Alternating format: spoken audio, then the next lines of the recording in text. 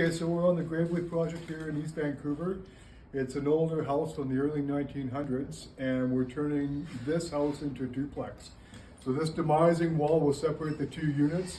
We'll have one set of stairs, two new doors, 2 units upstairs, and a porch out the back. I'll have a little yard back there, and then the customers that are doing this project will build them a brand new coach house in the back, and that's where they're going to live, in that lane house back there.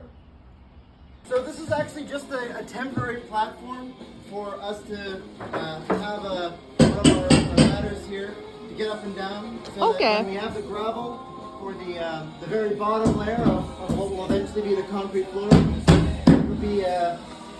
it'll be stacked up here along this center wall foundation, and then moved out along the edges. And we don't want any in this pit because it's going to be the foundation for what will eventually be stairs right here.